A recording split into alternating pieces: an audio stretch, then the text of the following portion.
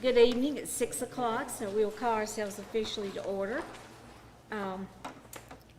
Thank you to those who are attending just as individuals and or representing somebody, some group. Phil, it's always good to see you. So, ask the board to approve the adoption of the agenda. I move to adopt the agenda. Okay, is there a second? Second. Okay, is it unanimous? It is. So the agenda is adopted. We will now open for the public comment, and we will start first with Brian Franklin concerning the ABC store. Brian?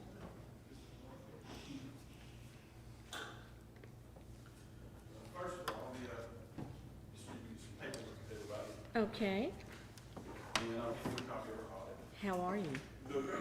Good, thank you. Thank you, Brian. Couple copies there. There, Isn't that you? over there. And. The town administrator, if you want to give. Yes, it's,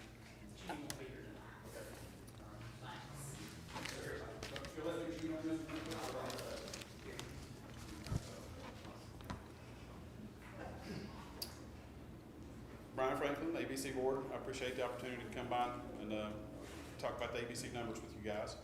Hope all is well. Our audit finished from 2020 and 2021. On the sheets of paper that I gave you, you have two sheets there. There's one sheet that reads July and August, July through August of 2021. We'll get to that one in a moment. So if you look at the other one, it says July 20 through June 2021.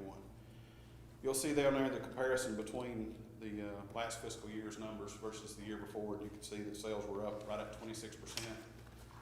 To give you an idea of what kind of impact that COVID had on what we were doing down there. It went up quite a bit. We really started seeing an increase in numbers in March, and we're actually seeing an increase this year as well on top of those numbers. So to give you a little bit of perspective of what we're looking at there in the ABC store, since this time in 2019, our numbers were up somewhere around 35%. So that gives you an idea of the growth of what's going on right now. Now with that, there are supply chain issues, and I wanted to take a moment to touch base with that, because I'm sure you might have seen some information on the Citizen Times or something with the WLOS or something about the supply chain issues. We are having supply chain issues right now, and that's due to a multitude of reasons. There is the COVID impact on some of the smaller distilleries. There's issues with bottles, issues with plastics, issues with cans, issues with labels, you name it. There's issues across the board. Some businesses are having trouble getting product to Raleigh, and then once it gets Raleigh, there's where another issue comes in. The ABC Commission bid out the new contract to LB&B, who is our distribution company. They handle all the distribution for the state. They bid that out. That 10-year contract got signed, and it went into effect July 1st of 2021. So it's a 10-year deal. With that new contract, they implemented a new computer system. Well, let's just say that, I'll put it nicely and say all the bugs haven't been worked out yet, and it's caused nightmares across the state in terms of distribution. To give you an example, our last truck, we ordered somewhere between 11 and 1,200 cases. We've got 5. Oh, goodness. Yeah. So we are short stocked from what we usually are. We are seeing those issues here as far as some of the supply chain issues. But with that, my staff and I, we're doing everything we can to try to make sure we get as much product as we can, especially for holiday weekends like what we have right now. And with that, I'd still like to applaud my staff for working as hard as they have, because we're still up. And that's what the other sheet of paper, the July and August, you still see we're still up on top of those numbers, 13% over last year's COVID number. So there's a lot of stores that can't report gains during this short period of time right here. So just to kind of, yeah, just to let you know, that we're fighting as hard as we can. Well, thank you for the good job you're doing. I appreciate it. And is your staff here? Did you say some of your staff? Jack's here. Okay. He's our CFO. He's here with me. So Great, thank you for coming. yeah, no problem. Any And questions? thank you for your good report. Am I able just to ask a Sure. question? Okay. With, you know, with COVID and things like that, how have you been doing with your staffing? Like, if you had, issue with, being competitive, retaining staff, being able to add staff with, you know, with your increased, We okay? production? Okay, all right, yeah, to answer your question, we have been impacted in a multitude of different ways. We have lost staff, cause pay, just to be honest with you. We've had, we lost a really good employee for, more pay, better benefits, that situation. We have had to dance around a couple of situations with exposure, from COVID, so yeah, we have felt those impacts. During last year's numbers, if you want to look at the last year's fiscal year's numbers, you can see where wages were up like 16% over the year before, and one of the reasons for that is because the board offers that COVID, the essential worker incentive there for a few months. That came off in November of last year, so that's one of the reasons you see the increase there. But since then, but we've still felt those challenges a little bit. And right now, I'll be honest with you, it's really tough. As you know, it's tough trying to be competitive in the job market with everybody hiring. We start seeing a lot of people poaching people. I mean, if we've got a good employee, everybody knows that it's a good employee. They want them for themselves.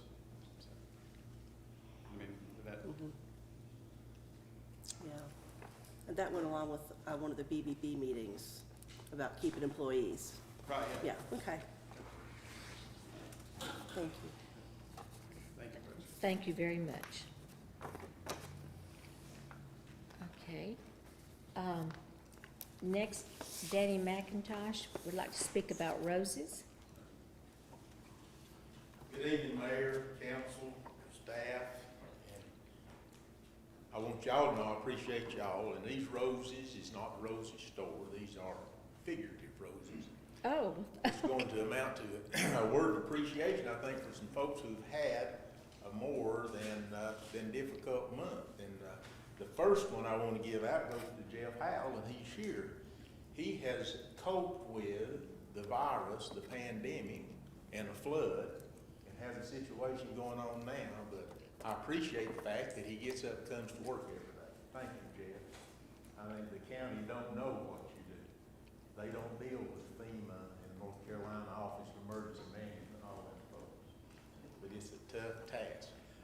Niles Howell has dealt with the virus, construction, and now he's dealing with compliance with 2 inspections all at once, and I know that has to be a trying time, Chief.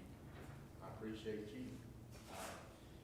And the water and street department, if you notice, your water didn't get muddy last week when the river got muddy. You even saw where Russell's out here working in the flood recovery. But muddy water is hard to deal with at the water plant.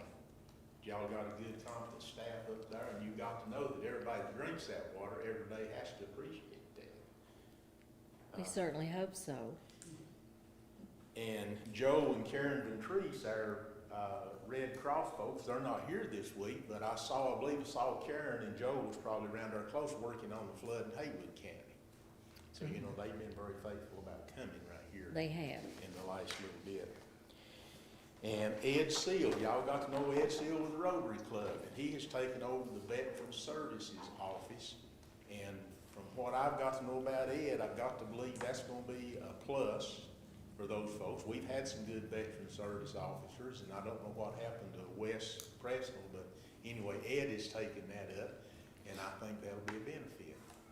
So I got to appreciate his service and his continued service this month. Christy come and she got her first craft fire under her belt. And it was survived. a blazing success, and I think she got a lot to be proud of. It wasn't bad. You can always find somebody complaining about anything. But Christy, I've seen a lot of craft fires, it wasn't bad. Surely not, Christie. It wasn't bad. Everything went off very well, I thought.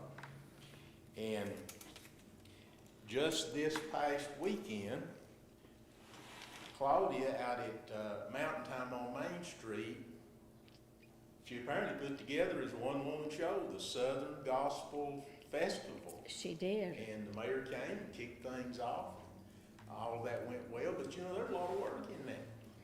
We know. That wasn't a simple thing, and I'll quit with that, chief. I appreciate you too. So that's my roses for this month. Well, thank you. We all enjoy getting roses in spite of a few thorns. But thank you very much. Chad, what's the password? I'm logged off for some reason. Okay. So that concludes our public comment section on the agenda. We'll now look at a consideration of the minutes from our August 3rd meeting. I was not here, but I've read them. They seem in order, but is there a motion to approve them? I'll make that motion. Okay. Second. Second, and you three are in agreement. Okay. So the minutes are approved as read. And that brings us now to you, Jeff, to update us on the emergency management items. I don't know, has the governor issued any new mandates or anything? I didn't think so, but, No, ma'am, he's, Motion, I second. the only thing the governor's done so far is requested a state of emergency, a declaration, from the president, but as of 10 minutes ago when I left the office, nothing was okay. had come about. And that's a perfect segue, because until that happens, until a disaster is declared, nothing happens. Now, it's kind of that's misleading. A lot of things will happen on the part of the private homeowners, businesses, and local governments for gathering information, taking pictures, doing damage assessments, and all that. And I don't want to, I know y'all have been around for a long time, and you probably know a lot about this, but just to give you a quick rundown, refresher on the way that the process goes. There's two different kinds of assistance, and a lot of folks don't understand that, and they're misnomers, because they have public assistance, which a lot of people think is for the public. It is not. It is for government entities such as the municipalities, the counties, and I believe the nonprofits might be included in that as well. That threshold is much different than the individuals. Is 1% of the operating budget for that entity is what qualifies you. Yancey County and the town of Burnsville, we apply, and North Carolina DOT, we apply, we qualify collectively, but we apply separately. So once we qualify for assistance, and we have, it's just the bridge up at Ewart Wilson Road, we're qualified, no problem. So we're ready to go with it. Once the declaration is made, and they open it up to applications, and I'll work with Chief and with Heather to go through have you been through the FEMA training, the FEMA portal for all the different documentation? I have not, explicitly. I think I have, and I was questioning. Okay. Well, it's honestly, it's kind of easy because it's all paperless, and you can just keep right on rolling with it. The individual assistance is the thing that a lot of people get real confused on. They think because there's a flood that FEMA's an automatic thing, and when are we going to get somebody in here and help us get our house fixed, our roads and bridges and culverts. Homes are covered. Living spaces in the homes are covered. But it has to be 50% damage of the assessed value of that home before it'll count. And we have to have 25 of those. And someone was telling me, I can't remember which county it was in, they went through 600 homes before they found 25 with 50% damage. It's hard to do. And one house might be just absolutely devastated. Nothing's going to happen. Roads, bridges, culverts, and driveways are not covered at this time. They are making a push for funds to cover that, and that did happen back in 2004, I believe, that they got a special pot of money just to cover that. A lot of people are coming into my office going, well, they did it in 2004, why are they not doing it now? The money wasn't designated right now, but it could be. The thing I ask all of you to do is please tell people, take pictures, keep receipts, document all the work and stuff that you've had done, and that will get you a step ahead. If you come to it, if folks come to it and they have no pictures and just say, I fixed it myself, you're gonna have a tough road with that. Let's see. We went around last week, looked at a lot of the damages. Town of Burnsville has 175,500 is what we guesstimated. We won't really know until we get a full assessment of it. Each location that has damage has those are all separate projects. So one project that you have at the lift station on Dam Road, it's gonna be teetering to meet that $3,500 threshold. The rest of them, I think the parking lot down here behind the maintenance shed, that's the biggest portion, that's around $100,000 was the estimate on it. And again, we won't know anything until the disaster has actually been declared, and then we can start going with it. And it's not such a bad process, truthfully. Jeff, can I ask you a quick question?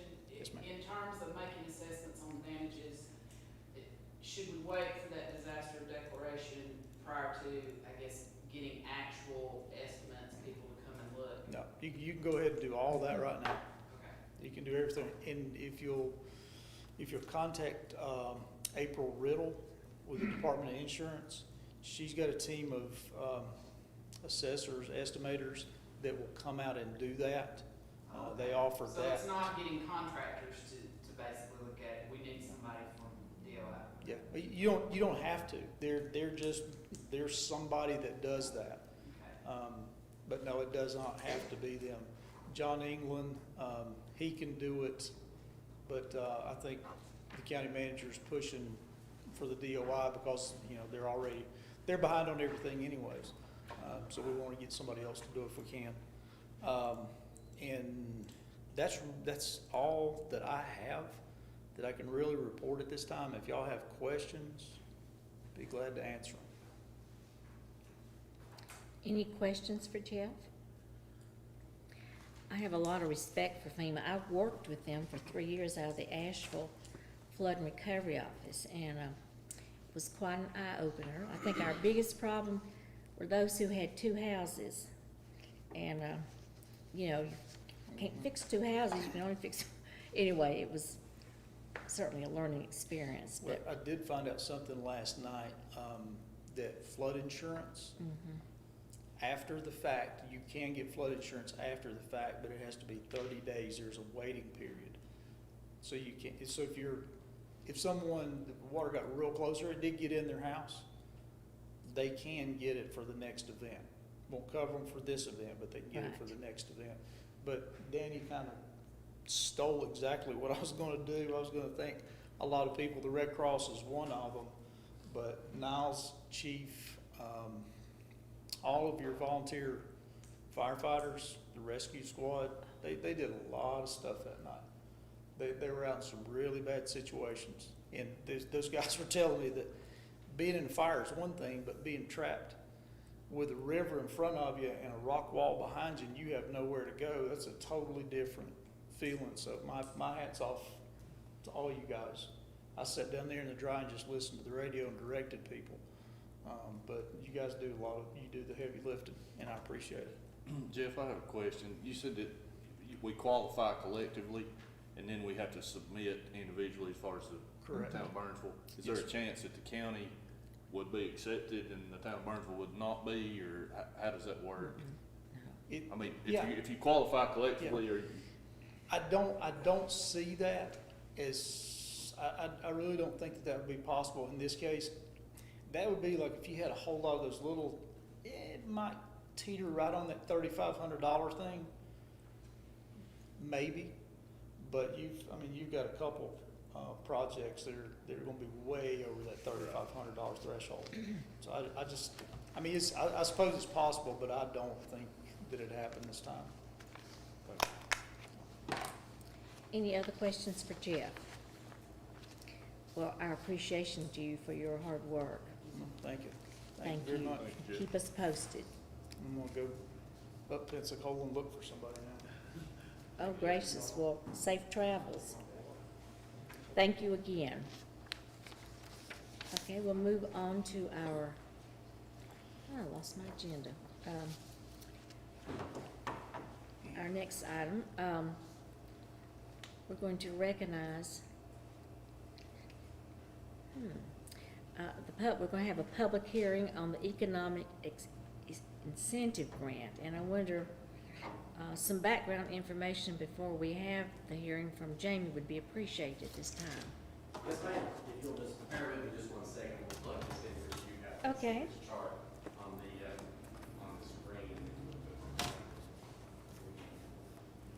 screen. Third one now.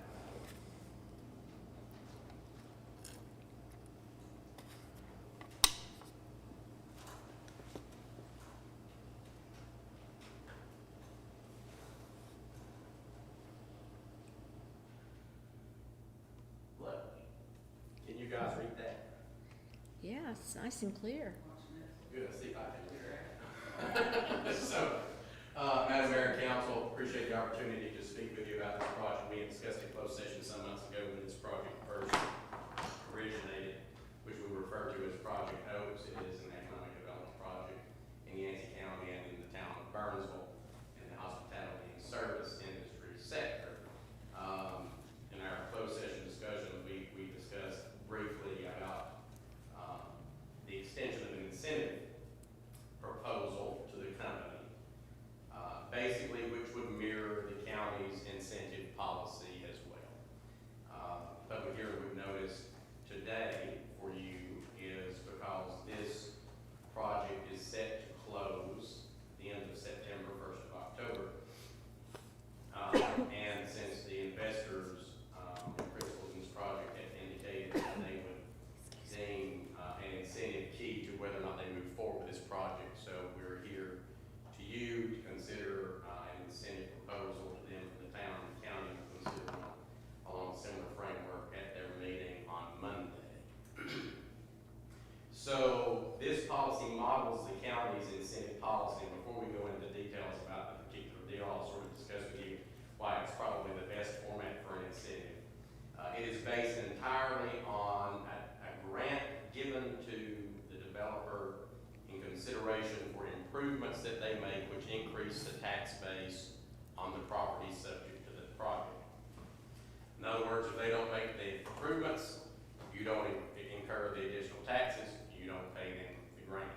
If they make an investment less than their target investment, they get a grant, but it's less than what they would have gotten.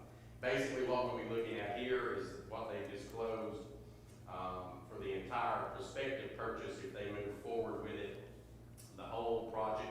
So what we'll be looking at is the potential maximum grant from the town of Burnsville on this project. Now, I can tell you this project involves the acquisition and development of 3 parcels inside the city limits of Burnsville. Your current assessment on those 3 parcels is $1.5 million, $1.502800. So that's your current assessed value on the properties as they're on the books now. Your current ad valorem revenue generated from that assessment is $7,814. So that's the tax that you're being paid now on that base assessment. When we talk about this incentive, we're talking about an increase over that. The total disclosed value of this deal in acquisition and improvement is $6.275 million. So those improvements would represent a $4.7 million increase over the current assessed value that you have now. The way that the incentive is structured, the company would receive a tax grant based on a sliding scale. Straight that kicked on there. There we go. Quick on the draw. Of their increase over the investment. So basically, we're looking at what tax is generated off of $4.72 million, because that's money that you don't have now that they would be investing. So if we look at this incentive the way it's proposed, what we would recommend and 5-year incentive, and it's paid out annually on a sliding scale based on a percentage of the tax generated by their investment. So if we looked at how that broke down, in year one, they would pay their tax. Their total tax bill to you would be this amount. We'll come down to it in a minute, but basically they're gonna pay their tax. They would get a grant from you for $22,334. You would net, even after this is paid, $10,395.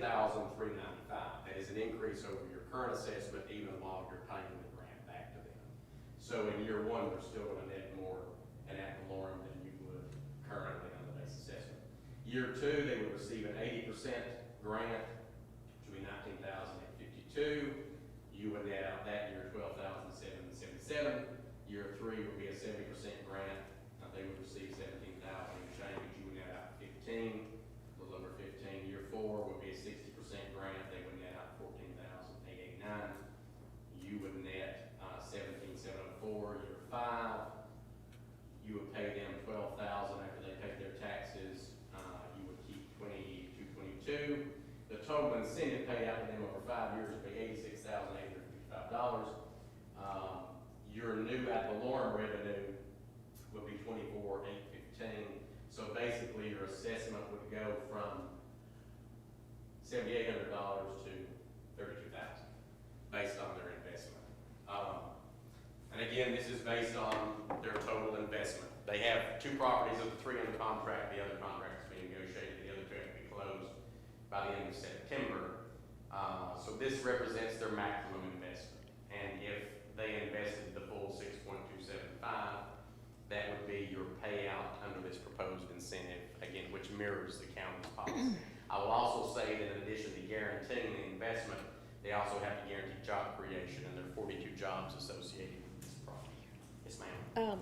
So how do we know that they are true to the investment? By the assessment. So basically, you will be agreeing to pay to them a portion of whatever their increased value is. This is your current tax assessment. When they come in and do the improvements Yes. on the parcels, that will go on the tax roll once it's discovered, and you'll see what the increase in investment is. So it's based on the increase of their capital investment. Your tax bill is gonna go up, and then you would make a grant percentage of that back to them on that slide. So who does the inspection to make sure they're doing that? Tax assessor. The Okay. tax assessor will discover that Oh, God. in the process of picking up the assessment when the building permits happen and those improvements are made. Good. So after 5 years, all the improvements would have been made? Well, the improvements will be made quicker than that. Oh. Essentially, this won't start until they've completed their improvements. They wouldn't want to receive a grant based on a lesser value. Of course, they're going to want to wait until they've completed their renovations. You would prefer that too, because that would maximize your That was my Your question return. too, Jamie. So when they close on the properties, they're going to turn right around and make the maximum investment before They will begin their build out as soon as this is closed, the deal What is is their closed. timeline on that? I mean, have they told you? So they estimate November. The properties are supposed to close the end of September, and then there's a window in between before they begin work. First or middle part of November is the plan. And again, the incentive payments wouldn't start until a CO was in place on the improvements. What So- is the timeline of construction? It's gonna depend a lot on how they phase it. Like I said, this involves improvements to be made to 3 properties. My anticipation is 2 of them will start before the 3rd one would be. I think you're looking on a year out before it would, but it'd be at least a year before you picked it up on assessment anyway. That's my impression. So are you involved in this process until it's completed? Yes, ma'am. Good. Did I understand you to say that 2 are under contract, but there are 3 involved, so Mhm. will there eventually for sure be 3? That's their intention. And as I've said, the reason that we have to bring it to you now is because they are considering this as an inducement to close, which Heather will tell you if you're talking about an incentive. So basically, they've said, we have a deal, we'll close it if you provide an incentive to us, but for that, we might not move forward with this deal. Since the first of these properties is supposed to close in September, it really makes more sense for us to say, this is the entire picture of what their investment looks like. And like I say, if it's somewhat less than that, you will have approved the maximum amount of the tax grant. Now, you've been working with them how long on A this? few months, yeah. So in terms of action, Jamie, are you looking for an approval of that maximum amount? Or are we waiting until we have EDAs? I would, what my request would be is that the council approve an incentive based on, a 5-year tax grant in an amount not to exceed this figure. 86,855.86. If that would be the pleasure of the council. And this is for all 3 properties, Yes, the ma'am. maximum? Okay. And then if if that amount of investment is not made, then that 86 number Goes down. Yeah, But if it was a 7.5 million investment, 86 is still. Is Yeah. your cap, is the ceiling, yeah. That's correct. Be a good problem to have, but Yes. I think they estimated on the conservative side, so if I would expect it to skew any direction, probably slightly less, we would hope. But you never can tell if you look what's happened to construction prices over the course of the past year, nobody knows Yeah. what the future holds, I suppose. But so, that would be our request, moving forward. A contract would be negotiated if you have approved an incentive at such time as we closed. My preference would be if the county approves this and council saw fit to approve it, we would do similar contracts and the county's council could coordinate with that. so has the county approved this yet? They will on Monday. They don't mean it on Monday. Okay. I had something else to ask you, but it's left. And this may sound ridiculous, but if something should happen, we approve this, the county approves this. They start this process, even start the construction. Something should happen, they don't get to complete it, they sell this to somebody else. Does this carry over to the, you know what I'm saying? The contract would not be assignable unless specifically consented to by all parties. So basically, you make a deal on this deal, you make a deal on this deal. Well, that's what I'm talking about. Yes, ma'am. It would have to be all redone. Correct. And again, the beauty of structuring an incentive this way is that oftentimes if money is paid as an incentive, as an inducement, and you pay money before investment's made, then if the investment doesn't happen, you're having to say, well, can we claw that money back? And we've not actually had, given Right, them any the money. attractive thing about this is you are not paying. No, the we've not incentive given them any money. Until they make the investment. No money's changed hands. Correct. That's good. Correct. And the projected 40, 41, or 42 possible jobs associated with this, that's for all 3 projects? For all Or the 3. first phase? For all 3. For all 3, okay. Those will be broken down. There are a certain number of jobs assigned to the first phase, and then one to the second. Basically, the 3 properties, 2 of them constitute phase 1, and then there's phase 2. Okay. Which raises another question. 3 properties. I don't mean to belabor this, but is this considered one project, or is it more than one? It is one project. You have one developer, they're making one commitment on job creation, making one investment. So the acquisition is you're dealing with one entity, basically. I'm happy to discuss with you particularity of the properties in question, but that would have to be something that we would have to discuss in closed session Yes. afterwards, since we are still technically required not to disclose details of this until the transaction is closed. We're looking forward to that. Okay, is there any other questions for Jamie? Okay, then Jamie, I'll ask for a motion to open the public hearing by the board. Board. Oh, I'll make the motion. Second. Oh, I was waiting on somebody to I'm talk. the one that's a little incapacitated, but you always, okay. So the motion to open, the motion's been made, is there a second? You made it? We may have both Okay, made. all right, so we're now officially in a public hearing, and we have one person who has signed up to talk, and that is Danny McIntosh. Floor is now yours. If it wasn't for me, I don't know who'd represent the public, Grant. And you can't turn the clock on, can you? No, I don't think I can, Bubby. Just go ahead. Look, you got this poke. You got a pig in. But you ain't never seen this pig. It might be dead, it might be alive, it might have worms, it might be ready to fatten up and kill come Thanksgiving, I don't know. But at least it's a pig, and generally pigs are good. So that's pretty much it in a nutshell. This is why I've got to where I enjoy my 3 minutes, and then I get to sit down, because y'all got a decision to make. I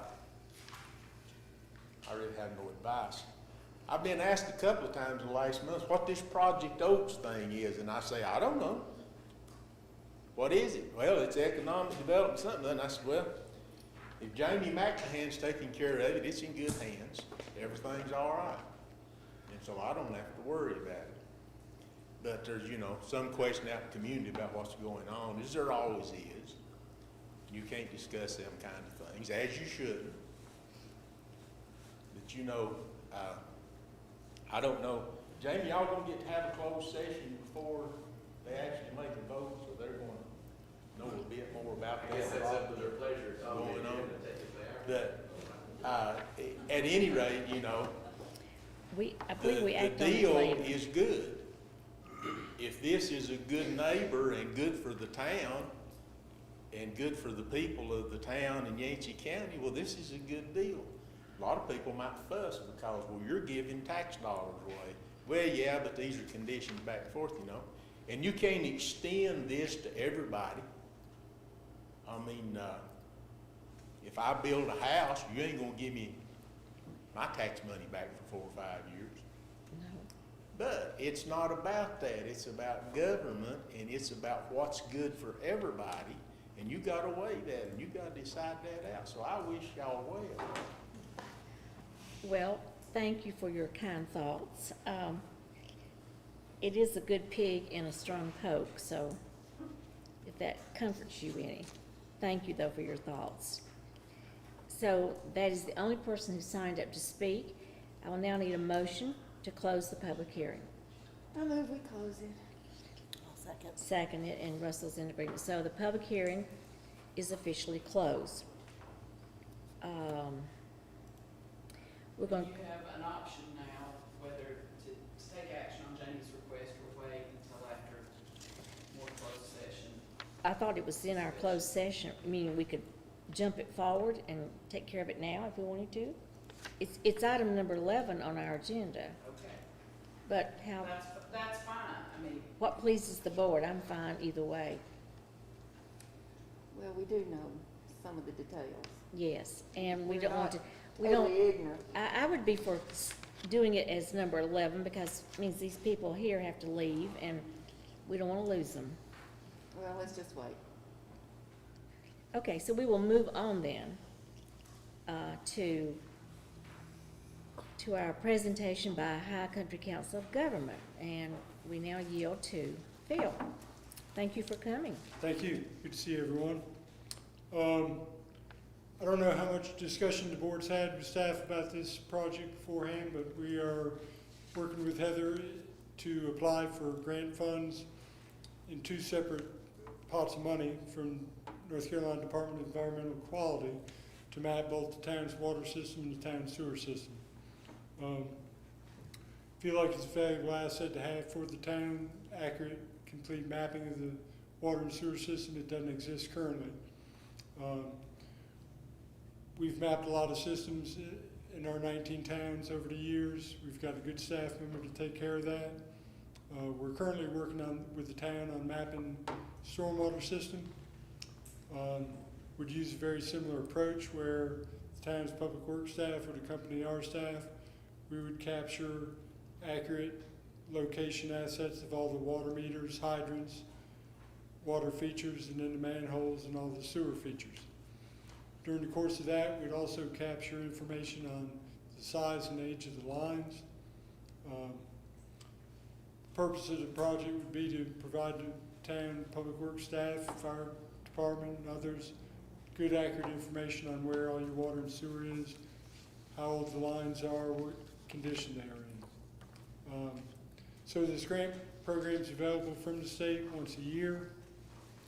We're proposing to apply for $48,000 to map the water system and $25,000 to map the sewer system. There would be a 15% match required from the town. Only 1.5% of that is required to be cash. The rest, we could count Public Works staff's time on the project as match. So if both were successful, all said and done, you'd have $1,095 cash in the project. Decisions on these grants are typically made in February and March.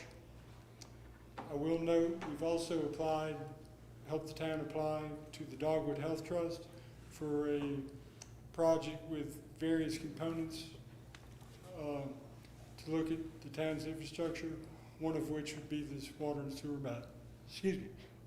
mapping also.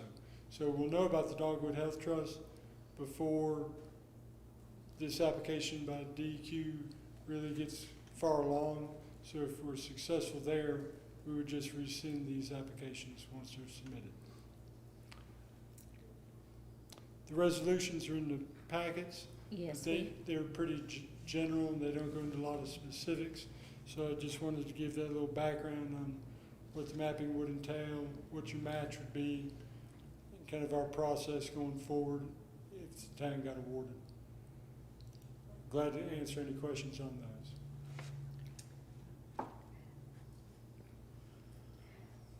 obviously, we Sounds like a have deal. no questions for you, but we do have before us the resolution for the water system that we need to take action on, and then for the sewer system, which follows.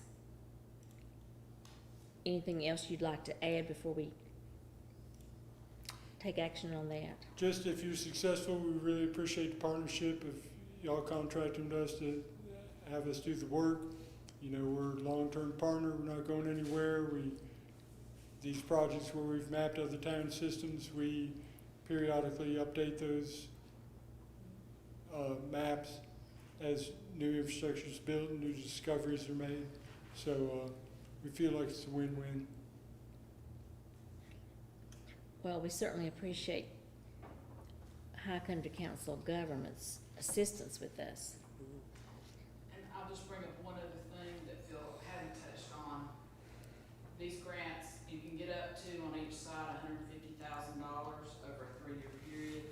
So when we get to talking about our SOC, and we would have, if we got these grants, we would still have a significant amount of funding that we could go back and make additional requests for over the next 2 years if we needed to. Sounds pretty good. Yeah, mapping's just one of the eligible uses of this grant program. Other funds could be made available to hire a consultant engineer to really dig down and evaluate the condition of all the water and sewer assets. Okay. Are there any other further questions or comments by Heather before I ask for consideration of the resolution for the water system asset inventory project? Obviously, there are no further questions, so I will now entertain a motion to approve the resolution for the Burnsville Water System Asset Inventory Project. I'll make that motion. Okay, thank you, Russell. Is there a second? I'll second. You're in favor too? Okay, so it's unanimous. These, just so the public knows, these resolutions are in our packet, so we've read them. So now we'll move on to a motion for a resolution, to approve the resolution for the sewer system asset inventory project. That's number 2, what you've addressed. Russell, you want to make another? I'll make that motion too. I'll Second it, and Buddy and I vote for it, so it's unanimous with both. And thank you very much, Phil, for covering these areas for us this evening. Thank you. I'm gonna stick around in case there's any questions further down on the agenda of some projects Okay. we've got our hand in. All right, that's fine. All right, we will now move on to our administrator's report. So Heather, it is now yours. Thank you. Start off with COVID-19 update. Got received from emergency management numbers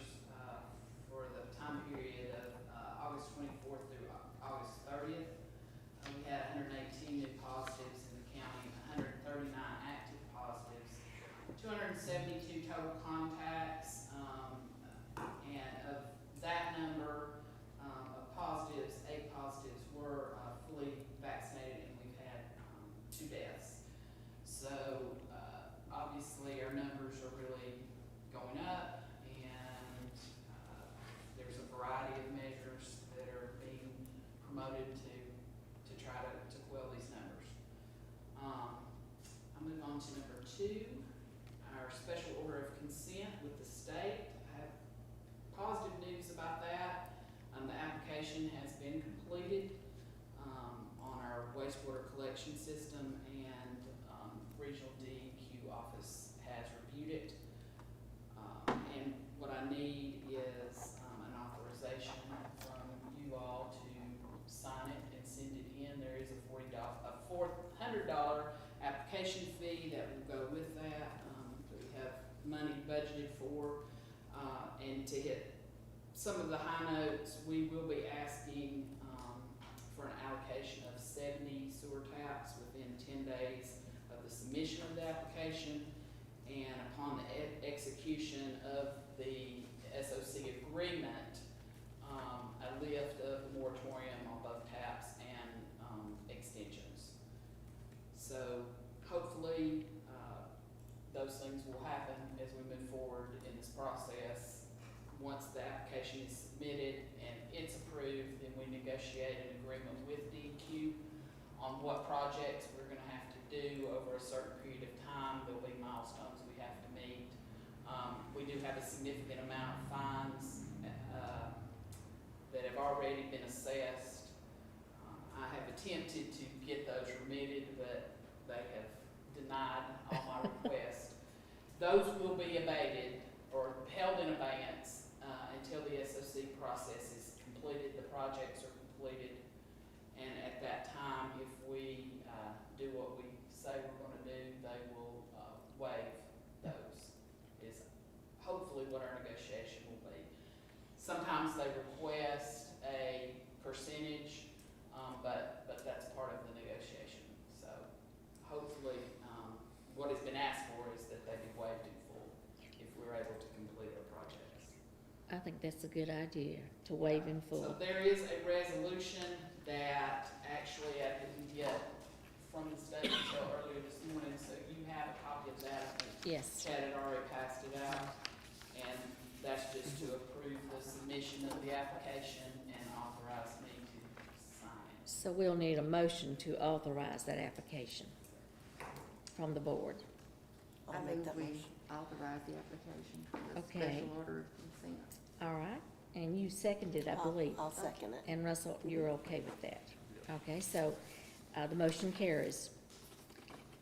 Heather, All right, thank you. Number 3, we have finally received our contracts from DEQ for the CDBGI grants. There are 2 contracts. One is for the $125,400 planning grant that will be, I guess, administered first, and then another one for the construction portion of the grant for $1,810,000. We need to approve the contracts, which I have, are rather lengthy, but I have read them, and I need approval for those so that we can get the appropriate signatures on them okay, and sent back to the state, and then the state signs them after we have executed them, sends them back, and at that point, we can enter into our administration contract with High Country. I know Michelle Ball has been working on their contracts, and then also with an engineering firm. okay. So, I think Heather's made it very clear, we need a motion to approve the contracts for the CDBGI grant. I'll make that motion. Thank you, Denise. Is there a second to that motion? Second. Second. And Russell and I are in agreement, so it's unanimous. And in conjunction with that grant, we had to send out proposals for engineering services, or requests for proposals for engineering services. And we received 3 proposals. The committee to review these proposals met on August the 10th and scored them. The firm with the highest score was Withers Ravenel, and we need your approval of that choice to move forward to begin negotiating the terms of a service agreement with them on this project. Okay, and we have the tally of that in our packet, so is there a motion then to approve negotiating their services, I guess with Withers? Yes. I'll make that motion. Okay, is there a second? I'll second. And Bunny and I are in agreement, so that's approved. Alright, and the next item I have is the car charger in municipal parking lot on West Yeah. Main Street. Isn't that This is nice? some old business we discussed several months ago. In your package, you have a resolution and a lease agreement for this project. Just as a recap, it's a pilot project that French Broad Electric Membership Corporation is rolling out to locate car charging units, one in Burnsville and one in Mars Hill. That was the other community that was involved. The council approved moving forward with the project at an earlier meeting.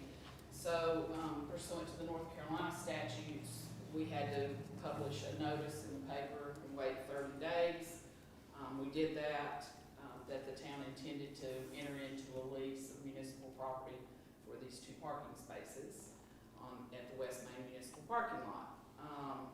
So tonight we have a resolution for your consideration to enter into a 5-year lease for those spaces.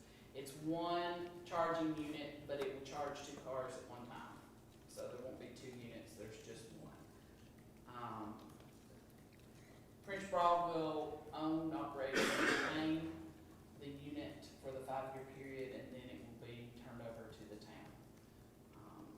Or that is the plan. Okay, We hope that's successful. So the first step is to approve the resolution to enter into the lease, and then we also have the lease agreement prepared but we approve those individually. So- individually, yes. So we need a motion to approve, So if there's- Is that a question? Quick Okay. question.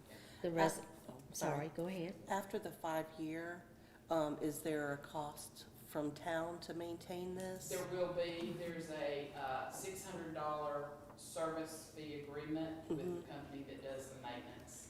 And is and that's that an annual yearly? thing. Annual, okay. It's annual, Okay. yes.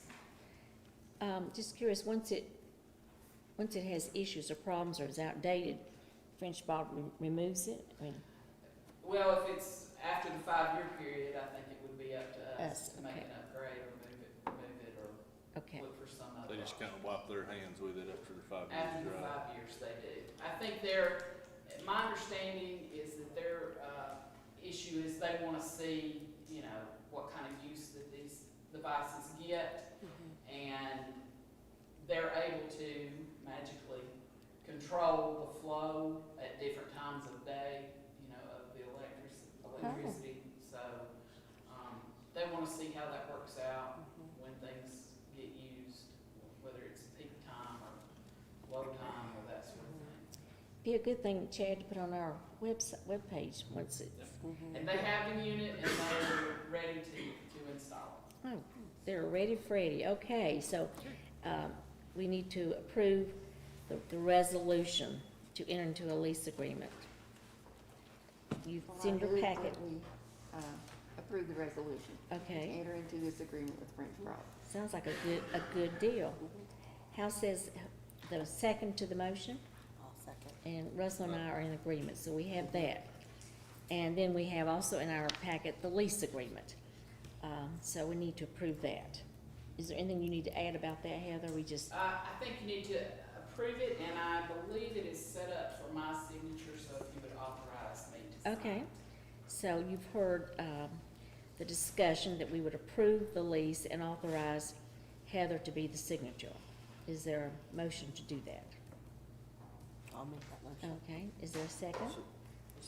Second, and, okay, so you have your unanimous Let me agreement. make sure, I was just asking, is there some things that your name's on, I think I'm on the lease agreement, though. My name's on there, but, on the, No, it lease. is set up for you, I'm sorry, By I'm sorry. municipal corporation, mayor. Yeah, Teresa Mayor Quinn. Teresa put that out, so, well, and to amend it to have. I would be you- happy to yield to you. You know, it's set up that way and they've already signed it, so Oh, let's, well, let's leave it. tra la la, we'll move right along. So we've, we need a motion to correct that? Yes, I think so, I'm sorry. To correct the signature to be that of the mayor's. Somebody gonna make that motion, or shall I? I'll make it, since I can make a motion. Who's gonna second it? Second. Thank you. Are you ladies in agreement? Yes. Okay, so the motion carries, Heather. Okay, the next item is our town hall elevator project. Yes, certainly could be We used in it. have, received some initial design options from, Wood City Architects. Had a Zoom call with Mr. Dindy and, one of the associates there, Shannon Athos, and she basically is the lead person on this project, and, did some mock-up designs and cost estimates that are in your package. The first one, actually the first and the second options, both of them call for a tower to be built on the outside of the west side of the town hall. And the first one, is for a 2,100 capacity elevator, which is a little bit smaller than the second one, which is a 2,500 capacity elevator. They really thought that there wasn't much difference as far as service of either one of those sizes, and the smaller one is, much more, it's more affordable. But this would require an addition to the outside of this historic building. A little bit of concern about having ADA compliance with the sidewalk outside the building. And it obviously would be more expensive. The third option would be to locate a lift inside the building, even though both of these units that would require towers on the outside would be, accessed from the inside of the building. Yeah, The third option would be to put in a lift, on the inside of the building, on the interior of the building, would not require any kind of construction to the outside of the building. We would lose our IT area in the lower office, so we would have to find a place to relocate some of that stuff. But I think we can accommodate that. It is a much less expensive process to do, and there's a little bit of demolition. They would have to create a new hallway to get back to the staff bathroom that's inside there in the kitchen, but, they seem to think that was perfectly doable. So, those are the three options. The cost estimates for option one is somewhere in the neighborhood of $101,000 to $113,000. Cost estimate for option two is in the neighborhood of $103,000 to $115,000. And then for three, the interior, lift was, $72,000 up to $80,000, somewhere in that neighborhood. Now, these are just estimates based on looking at what the units cost and making an estimate on the square footage amount to, do the actual construction.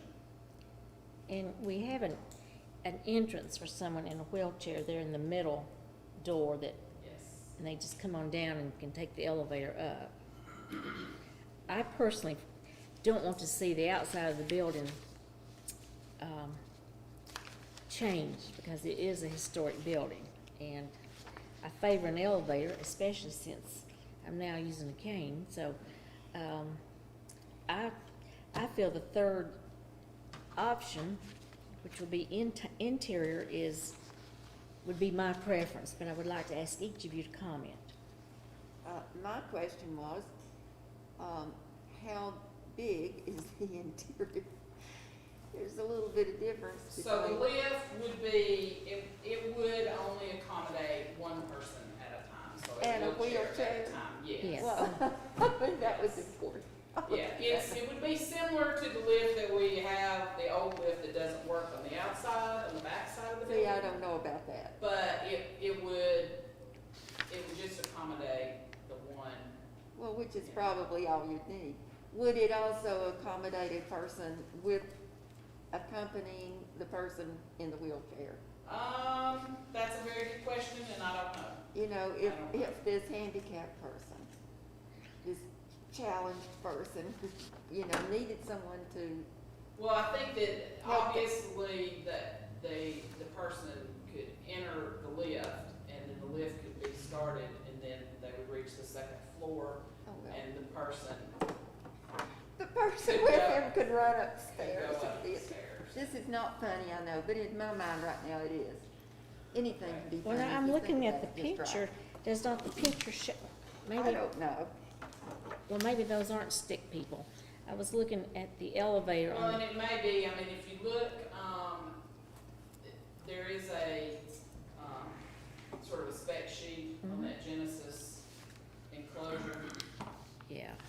I mean, there are different degrees of being handicapped. I'm trying to think, the upper landing, I seem to have it's a lost it. 12-foot, travel is 12-foot maximum, I think that's what it says. The dimensions on that, I think it is. As I'm reading I this, hope the, y'all don't think I'm being ugly, but this is true. What's um, true? About different degrees of being handicapped and how big Oh. is this thing and how big, some people are bigger than other people. And Well, I'm that- just thinking, I mean, I like the idea too of having this, lift, which is would not cause construction on the outside, but, you know, you have to have room to get a larger wheelchair. If it's gonna be any good at all, you have to have the capability to get not just a little bitty wheelchair, but a significant sized wheelchair in there Well, with maybe I'm someone to assist. Trying to look at the dimensions, And I don't know how much, 5 feet 9, 4, 3. Um, One's 5'9". 115 to 130 square feet is. Sorry. What were you saying, Russell? The bigger one is 5'9" by 4'4", and the way I'm reading this, and the lift is 5'2" by 3'3". I don't, guess I can't read these things. If Where I'm do you reading see that that, Russell? On the plans, it's on. Oh, the- you're holding, I'm That's just very looking, small. I'm just looking Yeah. down here in these little graph things. It has the square footage. That's not the square footage, that's the renovated area. I think Oh, that's the. okay, total. see, I don't know what I'm talking about, I so think that's why that's- I'm asking. And, Well, wait a it minute. it is, I mean, this unit is ADA compliant, so it's not as if it's designed to not Okay. accommodate, Okay, come within the law to meet Okay. the requirements of handicap. okay. Well, Well- that being so, Heather, did that, the cost estimate on option 3, did that take into consideration the renovations that were gonna have to be done inside the building? You know, or is that just, I believe they've got the renovated area of, To 40, 30, 330 square feet. so I guess it I is. do believe It that does. it did. I do believe that it did. Because when you look at it, Four. and, when you look at the plan, it's including those renovations. Right. When you look at what option 3 is. well, surely it would, or they wouldn't. So that would be Yeah, my, and break room cabinetry and that sort of thing you're talking about. and that includes like trying to reroute the pathway to the staff Yes, restroom and yes, so everything. you can see where it says new 3-foot wide cased opening. That's Okay. the area that we currently have the billing office. And you see there's a door, you would enter the lift from the exterior hallway. I mean, outside of that room. And then I would think that this area is, you know, mechanical and whatnot, and then behind that is a hallway that leads to the small kitchen and the bathroom, Okay. yeah. And as far as like having to, rethink where IT goes, is this something too that, can be done before possibly renovating the old fire station for the sheriff's department? Like, could we utilize that area for IT sheriff's later on? You know, police department. Oh, what'd I say? Sheriff. Oh, sorry, I police thought, department. I thought, where did the sheriff's probably department? probably so. I mean, we do have another office upstairs Mm-hmm, that is not, I mean, this, basically, it's where Janice has her desk when she comes oh, and her stuff. Okay. So I think she's an easy relocate. I It's mean, not, okay. it's not a, I mean, it's a dedicated space for her, but Right. she's not there full time. she's very Oh, mobile. okay. Is that what you did assessment? They would, yes. Okay, Okay, so, You yeah. can do what the public schools do and just give y'all Slatton, give her a card. Well, we don't wanna give her a card, we give her a desk, but I think we can find a place to do that within the. I'm sorry, I was Okay, in the well, schools too let's, long. let's return back to the question of which plan does this board favor, 1, 2, or 3?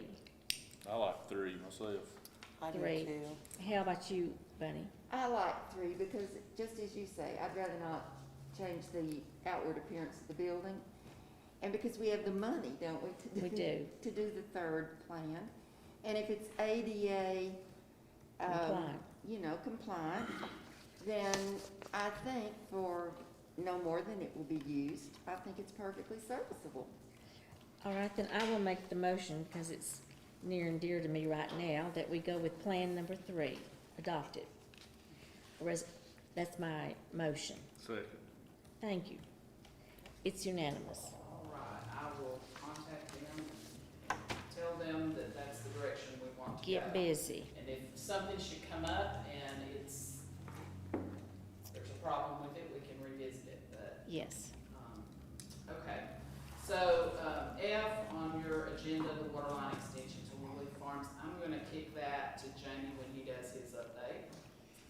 Okay. We discussed that earlier, and he's gonna take care of that. So G, consideration paving contracts.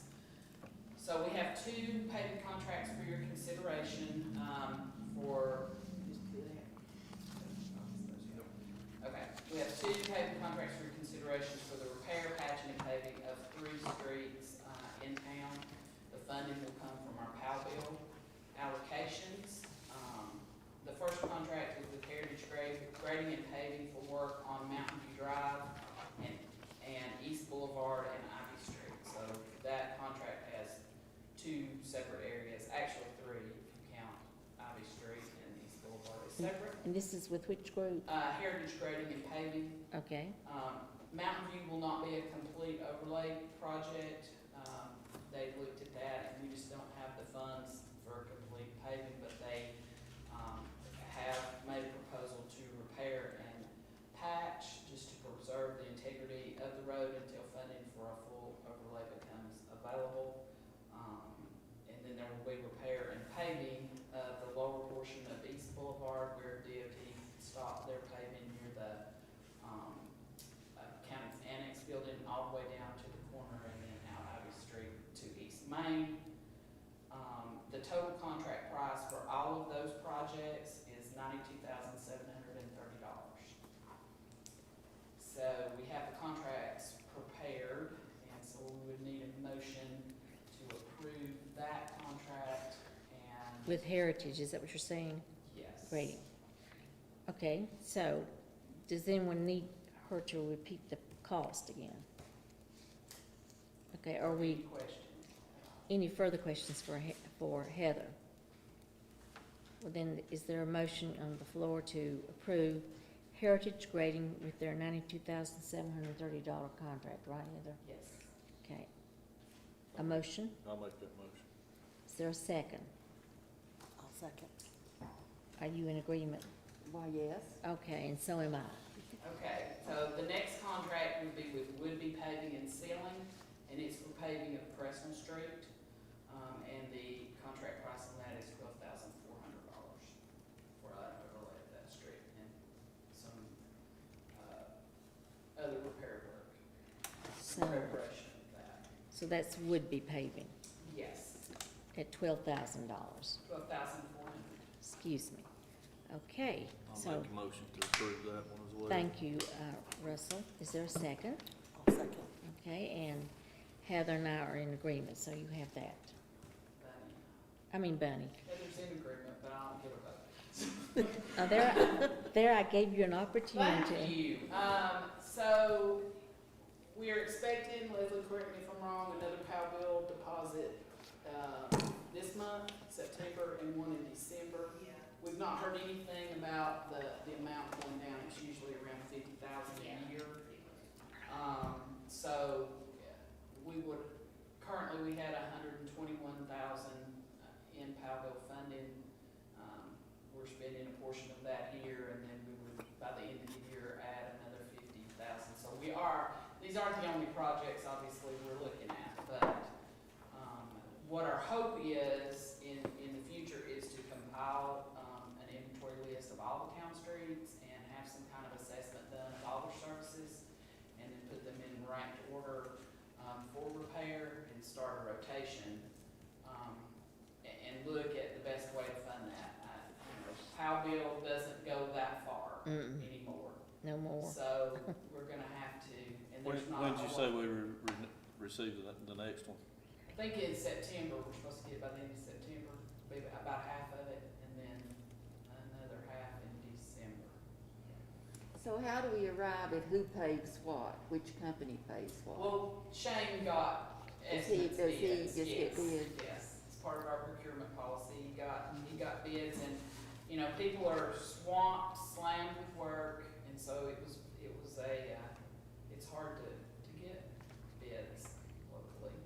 And so, but anyway, you know, we hope to get this inventory, that's one of our projects, done so that we can actually have a rotation and get some work done, but it is gonna require, I'll just tell you up front, it's gonna require more funding from somewhere than just this Powellville to actually make a difference in what's going on. We need to keep in the back of our minds too, for this next Powellville, Westover and Pinola is gonna have to, with Yes. all the construction that's went on over there, we're gonna have to do something. Well, I did contact DOT, their head engineer, Chris Medlin, for our district, I believe he's their head engineer.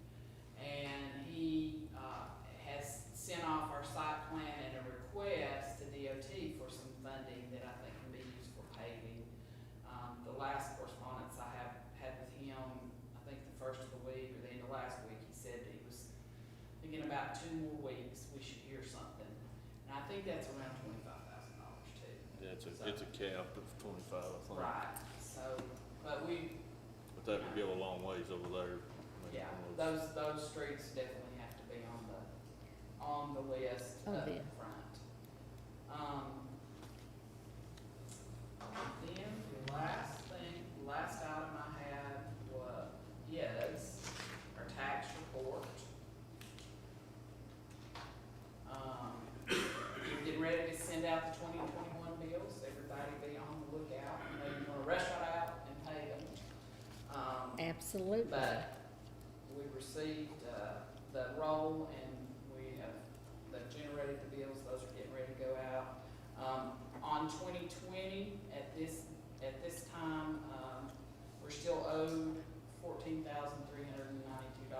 which is a combination of property tax and personal property tax, real property and personal tax. And we are evaluating our options for collection of those in priority amounts. But I will say that's pretty good considering the year we've had, COVID and everything else. That's for sure. So you'll get back with us on the process of Yes, collecting. and we found out today that we have a couple of rather large bills that were outstanding that we were expecting to come in soon. So, Well, that's good news. and Okay. that concludes all I have to say. Well, thank you for your good report, Heather. Okay, we will now move to our department updates, and Shane Dale, who is not able to be with us this evening, Heather will address his. Get to be shiny too. OMC pump station update, it's running, it's working. Yay. I think they've got most of the bugs out, and we have reached a level of substantial completion. There's still a little demolition of older things that are down there that have to be removed, but, this is beyond good news. It's beyond good news, because it has been the source of so much trouble for so many years. It's hallelujah news. Yes, it is. Yes, it is. And, the water line for the new fire station, I might defer to Niles, but I believe that they've placed the line down to the road from the structure. And so we're just now working on getting from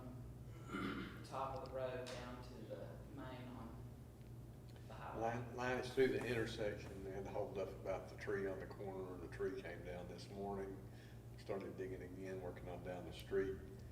Do have water leak in where the line's been put in from somewhere. We're hoping upstream from where they put the water in. Right. I spoke to Shane about that, and he felt like that when they killed that line, it would take care of it. That's but what we're it's not. hoping, that when they connect on the upper end, the 2-inch to it, that'll dry up. But it's moving again. It's Good. They had a little holdup about the tree there. The contractor was afraid the tree would fall on the house since he was cutting so many trees. So Shane contacted the property owner and they agreed to have it, let us cut it. So Very good. they Okay. might want a tree replaced, but that's a small thing. Very good. Okay. Anything else under Shane's report, Heather? I don't think so. All right. We will now move to our finance officer, Leslie. All right, I sent out the budget versus actual earlier in the week in the overtime report. And then I've got you the budget amendment laying out. This is just an easier way to look at it, and the written explanation is behind it. What I'm doing actually is acknowledging the revenues for the 4th of July event the donation. Yes. And so I'm increasing the community promotions revenue line, and then I'm increasing the expenditure line for community promotions. And then where we've experienced this flooding, there's gonna be expenses, related to that. So what I wanted to do to make it easier to keep up with, because we'll have to pull out reports if we get FEMA money, and so I just wanted to code it to a specific line that was for it.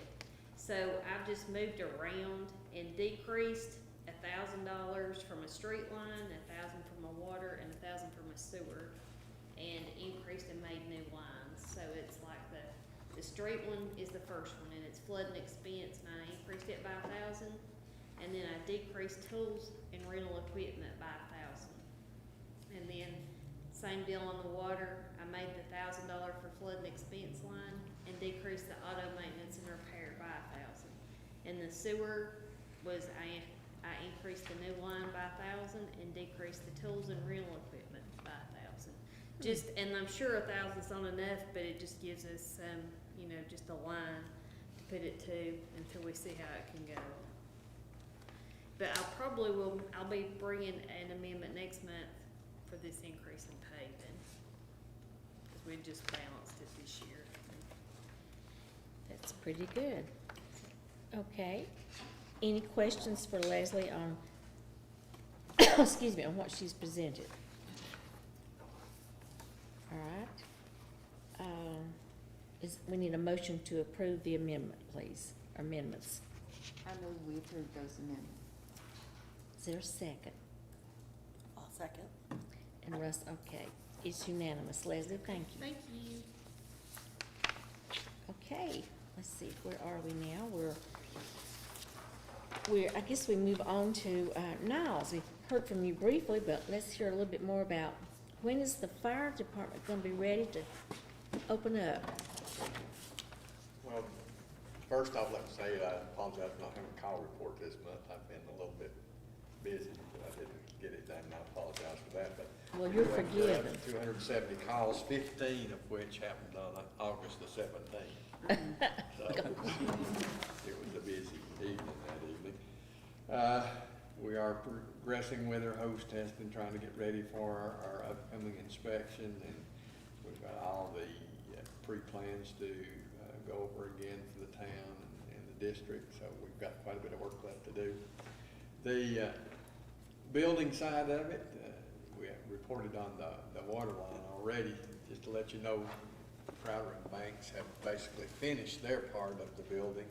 The subs are in there right now. They're finishing up the plumbing and the electrical. The guy with electrical said it'd take him about 2 more weeks, maybe 2.5 weeks to finish. And then we have to have the floors finished. The painters are in working right now. Projected completion is the end of the month. So hopefully by the end of September, we'll be substantially complete, so there'll still be a little bit of IT work to do and some final things on that part of it, but I think we're very close. Think you'll be open by Thanksgiving? Well, it would be nice. We could be really thankful. I would have to, we've got to contact OSFM and talk to them about the inspection that's required. You have to have an inspection before you really can occupy officially, I think, but I'll talk to them and see what they say, since we're a little bit earlier than we thought. Okay. Okay. Well, thank you very much for your good report. We always like updates about the building. Thank you, Niles. It's looking very nice. You can stop by anytime. We'll move on now to Brian. Thank you, Madam Mayor. I passed out our activity logs, and just police side, we're back, I think I reported last time our new officer had just gotten started. We're back full staff, and he's on his regular shift, just finish up his field training, so at the moment, everything is holding together with the police department. We survived the crash fair, and it was fairly successful. I'm sure Christie's gonna talk about it in a bit. Zoning side, I've been, we have some projects that are starting. The AutoZone project down near Fast Stop, I guess y'all probably noticed they broke ground. They're beside Fast Stop. Sounds like Jamie's creating some more work for me in the fall, so there'll be some more. Well, we want to keep you busy and out of trouble. Some more to do there. And then, as Niles mentioned last week and a half, I've been wearing a lot of floodplain hat quite a bit, trying to get some of these FEMA reports and stuff together and prepare for some of that. If anyone has any questions. Tell them about what's going on in Chevrolet Place. So There is a movie being filmed at the Chevrolet Place. No one has bought the Chevrolet What now? Place, but they've worked out an arrangement with the property owners, the property managers, and they're filming some type of movie there. TV series. TV series, I'm sorry, TV series, Amazon Prime and the. What's it fall. about? I don't We're not know. supposed to They tell you. get one of the locations disclosed yet, but Well, So, we're getting a lot of calls about what's going on at the Oh, Chevrolet. yeah, I know. Sorry, don't bring that, Jody. Ignore everything I just said. They already know. I already know about it, but I'm not telling him. Okay, It's so all. sorry. Yeah, the subcontractors telling me about it, so it's already. So, I mean, they're filming now? No. I don't think so. When do they start? Not supposed to know that either, not I don't know the answer to that. Sorry. Well, I don't know that I like it. You'll know. You'll know. Are you still talking? I'm finished. I'm afraid to talk at this point, so I'm finished. Well, I asked him to, so that's my fault. I didn't know that the location was, So did they contact you, Jamie, or me? Or, We worked that deal for a while, we signed a non-disclosure agreement on it, I guess, maybe 8 months ago. how many months ago? 8 months or so, Oh. they first started looking for signs, yeah.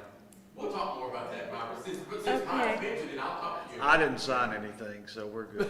and they came to see us. And they contacted me, so. Okay. And brought their cards and everything. They didn't say don't They tell can't complain, anybody. Ryan, they had his permission to go stop. That's right. That's right.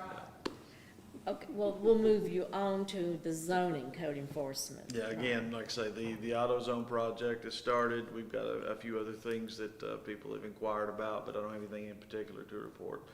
The subdivision project, the grade work started on that. I think that project up on Longview is moving along as well. So there'll be some building permits and zoning permits to be issued in those areas as well when those projects move further along. You have any more secrets to tell us? I don't know anymore, no. Shucks. Well, okay. All right, now let's talk about events at the town center. Is that, Reuben, is that you, or who is? Yes. I'll go first with Town Square. Okay, town square, and then you'll cover town center. The main one that has some requests is the Mount Mitchell Toy Run on October 9th, and they are requesting a road closure on the north side of the square and the stage. So, That's from 12 noon to 4 o'clock. Do we need to approve these individually, or, Yeah, two separate requests, okay? if you all see fit to allow it. I don't see any problem with that. I mean, is there an issue, or? There, with the north side road closure on the square, sometimes the businesses, don't appreciate the inability of traffic to flow. You want me to comment on that? Yes. In the past, you know, we've had some heartburn over certain road closures just because how it affects businesses. We have more businesses that are open on Saturday mornings, which is normally our closure time. Most people want to use the square. We have things like the Garden Deli and things like that. And also, some of the West Main businesses, if you shut down what would be the north side, which would be over in front of the Garden Deli, if you shut down that portion, it's harder for someone coming from the east to access West Main streets, if that makes sense. So in the past, we've had, a compromise has been we've shut down, and if they didn't need the entire square for the event, we've requested them asked to shut down the south side because it affects less businesses, because you have more governmental businesses around through there with town hall and the tag office and things like that on that side. Their request was for the north side. They wanted the north side specifically, and Chad had made it known to them that it's easier for us to shut down the south side, but I think they either wanted the north side or just we're not going to have a closure at all, was the way they expressed it. Have they ever? I'll add just one other thing that pertains to right now. You know, the coming up North Main to the square is the way our fire trucks usually come. Mhm. An alternate route is to go down Azalea, but at this time, we have the end of Oh, Azalea that's Road right. closed. That is another factor to consider. And I don't know if that will be repaired. We hope to have an engineer looking at it tomorrow morning to see, you know, what they think. But I doubt it will be repaired by the time. And October 9th is coming up pretty soon. Have they ever done it without any closure at all? There's been events. That particular event, I'm not sure they have. And again, a lot of it just depends on how well attended it is. Well, is it not fairly well attended? I don't know. Last year they didn't have it, of course, with I know. with the year that we had last year. So the year before that, I'm not sure. Mostly it's a place for their participants to, once they finish the ride, to come back and park and go Yeah. into the center of the square and have their activities. There is parking around the square, but if you don't do a closure, they will use up some of those parking spaces. But again, there's just been, we get a lot more blowback from merchants and everything about concerns when we shut down that north side of the square. We try to limit how many events we do that for during the year. And they're not open to closing down the south? They're not what? They're not open to us closing down the south part of the square? That wasn't, Chad had talked to him. He can maybe comment to that better than I. If the road closure of the north side's declined, then they don't want to pursue the south side. So they're not gonna do the event? They will do the event. Where? It's still in the square, they just won't. It would be just like the event Saturday. This would be a closure. The road would still be open. Well, I don't think it's an option with the current situation with the fire department. And I hadn't even thought, that was, we had discussed that being a problem even before the Azalea Lane issue, but that is an issue with the fire department. Well, Well, if it's just explained to them that we have this particular problem this year, you know. well, they're still not gonna like it, I guess, but I think we shouldn't, let's just not close anything. Jack I mean, and myself that's- will reach out to him. I'll just explain to them the situation with the fire department, because I mean, that's a, So, so are you saying you would prefer the south side be closed or no side well, closed? they said that they didn't want the south Oh, side, that's right, so- they did. Well, then they've decided their fate. Cause we can't get fire trucks out, and that's Yeah. the problem. So I would make a motion that, although I certainly support I can't talk, the toy run, that I feel we should not grant their request. I think one reason they like that north side, if I'm living in town, I've noticed, I think they usually set up grills and stuff. I think they cook out, and it's near the stage. Yep. I think that's one reason they prefer the north side, but sometimes that's just not an option. There's no way they could use, Baptist Church parking lot there that's beside the, what was the Daisy, Crazy Daisy? I mean, you know, that side of the church is a large parking area. I can mention it. What'd they say? No, I could Oh. mention it. Well, please convey that we certainly support their project, but Yep. I think mentioning the fire department would be a major concern, and maybe the Baptist church would let them be there. Yeah, just reserve it instead of having it open to the Mhm. public. Okay, so I guess, do we need to take action on that? That, You made the motion. I did make the motion. Was there a second to my motion that, Second. okay, are we all in agreement? Okay. And the stage would be separate though, right? They could still have the stage. Yeah, Okay. they could come down and still use the stage. Okay, thank you very much. Let's see, where are we? Oh, Corbin, I forgot you 2 months ago. We're now to you. Yeah, so, right now, we're having just a little bit of a tough time. A lot of our, public events have ended up canceling, quite a few of them have. However, there's still interest in private events, I guess you could say. We have 2 weddings, and we have this one wedding this weekend and another after next. But as far as, public events, for an indoor venue, it seems to be a rough time right now. So we've seen about 8 cancellations within the past couple of weeks. So, Oh, hoping that maybe the COVID scenario will blow over, we can get back to normal soon. But, that's really all I have to report right now. If you guys have any questions, well, I know you're very diplomatic, and thank you for taking good care of the town center. Okay, we'll now move on to our council members' report. Denise is going to tell us about the internship program with Mountain Heritage. Yes, 2 ladies from Mount Heritage who oversee the career development, were excited about working with us and with county about internship program possibilities. And Chad was gracious enough to send over some job descriptions to help pique the interest of some of the youth out there who might want to maybe consider some internship programs, or possibly in the future, you know, even applying for some jobs here through Public Works and maybe through Finance Department and things like that. So excited to see how this develops, and they're going to keep us posted on what they hear back from maybe some of the students out there. Okay, so we'll expect an update then at the next board meeting. Sounds Thank good. you. And thank you for pursuing that, Denise. Oh, my pleasure. I had put down myself after A, there would be B, and that is me. Brian, I don't know what can be done about it, if anything. I mean, surely something, but, and it's only because the backside of where I live on the square, not my little yellow house, gets all the noise from the bypass.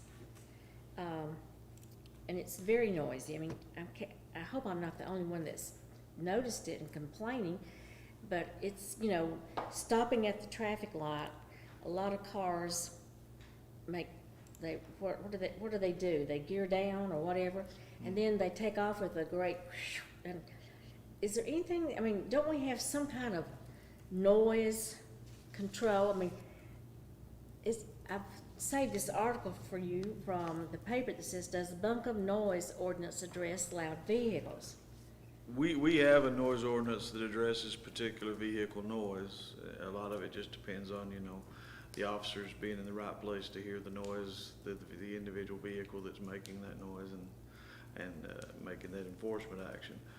Oftentimes, we mostly get our complaints usually on Main Street is our main area where our guys usually focus on that, but we can certainly let them know that if there's noise issues with vehicles at the red light, it's just a matter of having enough people and the right place to take enforcement. But we do have ordinances in place to take care of Okay. that.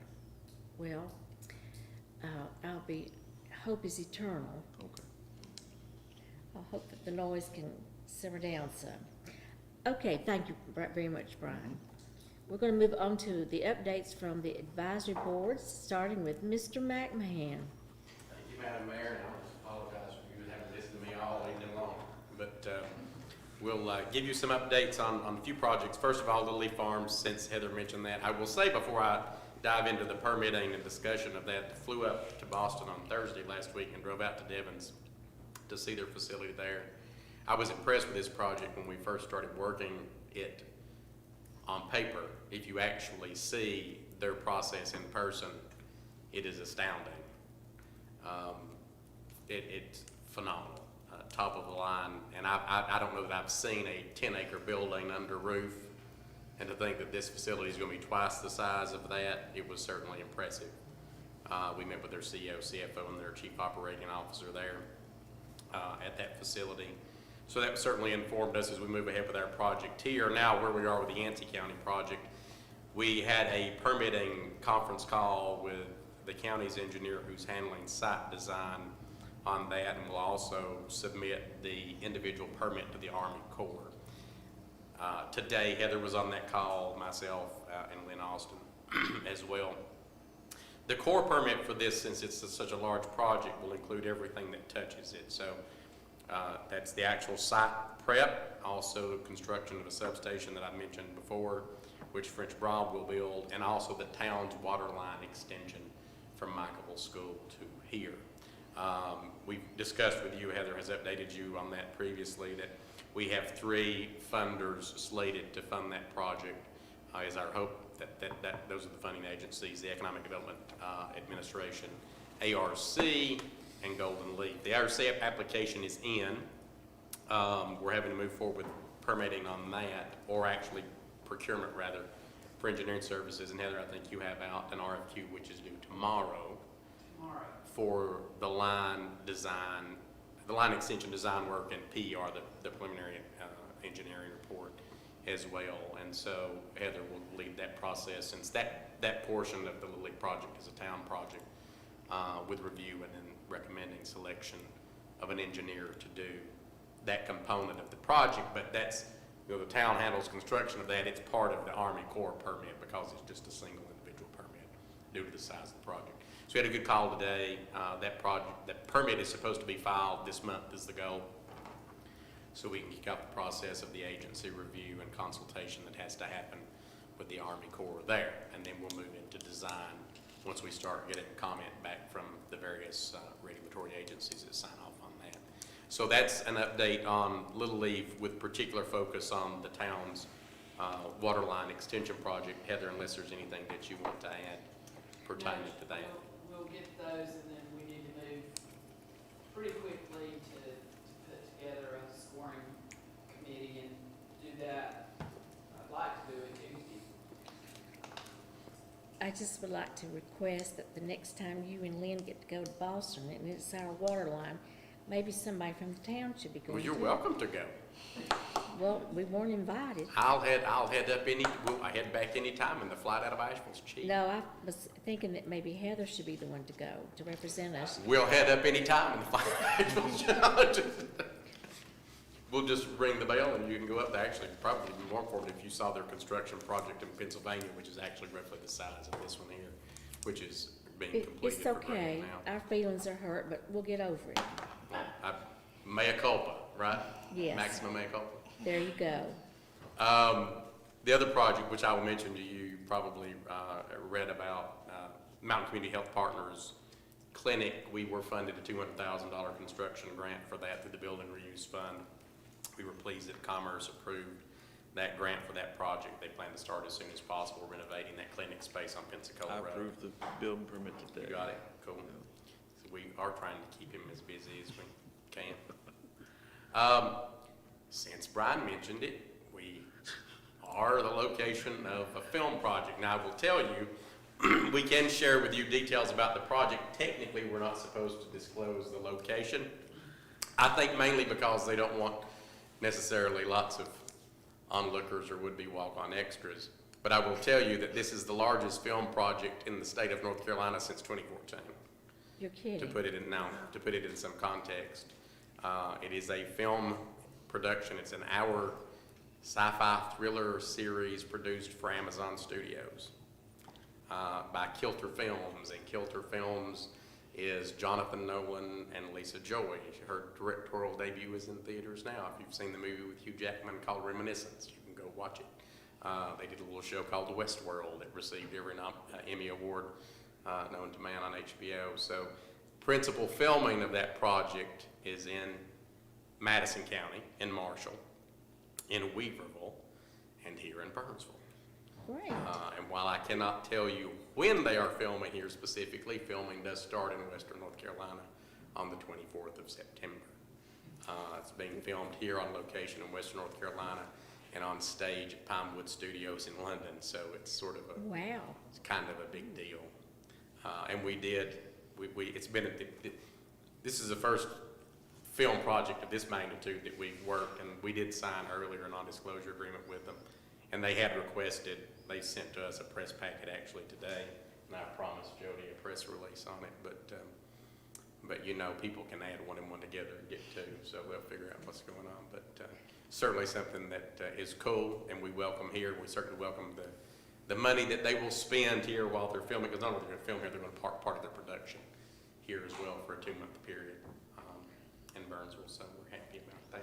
Now, did you say it's a science fiction? It is a sci-fi thriller drama. That's how it's described in the press material. And we don't know what it's called? Now, I had read about this filming in Marshall some time back. Mhm. Is this part of that? Mhm. This is not a sequel, because see, I don't see all these things. No, yeah, that's that 'Cause I don't project. have- I think some information got out about it early on because there Yes. was a reporter from And one Nashville of the Citizen Times that girl just stuck that's in the in back it of is Marshall's from County this Council. area, but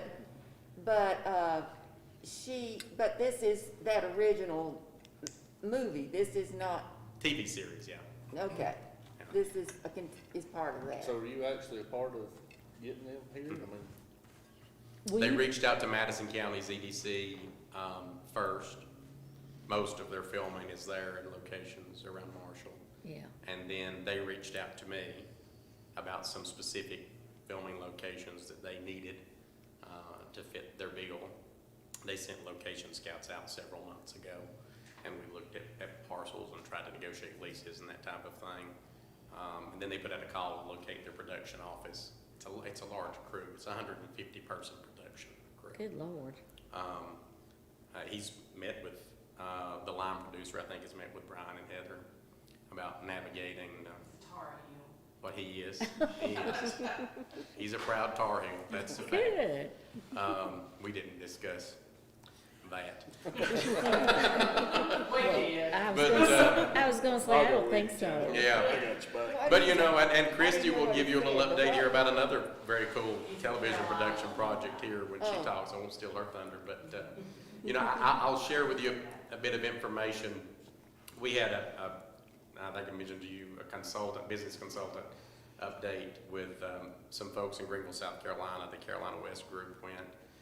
And I'm very pleased to tell you that at that update, we told them, we gave an update of economic development projects that had been announced in the past 2 years. It's been 2 years since we had that event in the 7-county region. 4 counties announced projects. In that region, we did $885 million in new economic development projects. That's 1,576 new jobs. I'm very pleased to say, for the first time, that the second largest deal flow among those counties was Yancey County. Buncombe County was first, we were second. I'll take that credit over Henderson County whenever I can get it. It probably will be. We hope it won't be the only time, but I'll certainly take it. But Well, thank you, but Jamie. I just say that to say this: the work of economic development here is made easy by this board, by the administration of the town, by administration of the county commission. One person can't do it. It's a community effort, and I think that speaks highly of the local government climate here. And unless you have any particular questions, that's my report until I guess we discuss in closed session. Okay. We'll talk Just about it. to show you what my hearing's like, when you're talking about Tar Heels, Yes. I thought he said car deals. And I guess that came from the fact the old Chevrolet place. It has to do with cars. I kept thinking, what is he talking about, car deals? Okay. Okay, we will move along. Thank you. So I guess at this point in time, we want to recognize Christy Jones for being here and sitting through all this. That's my job. Thank you all for having me again, and thank you as well for everybody's help with the Mount Mitchell Craft Fair. It was a tremendous success. I've heard nothing but good reports, even with our protesters. Nothing we can do about that. I did have one of my volunteers go to a festival in Mount Airy this past weekend and said that actually our protesters weren't so bad. They had it much worse there, but everything went off really well, and I can only hope that it goes as well next year. So on that note, I'll just let everybody here know that Old Timey Days has canceled their event. So. Oh, no. So, It's too bad. well, we got the craft fair taken care of. Besides that, I'm working with a large group of people, including economic development and the county extension office, to put together a leadership program that will be rolling out in October. So those applications will be out soon, and just looking forward to not only the partnership, but offering that opportunity for business people and young adults in the community to hopefully, learn what it's like to become leaders in our community and maybe end up here or on my boards or on the economic development boards. Any leadership in the community, I think, is just needed and welcomed.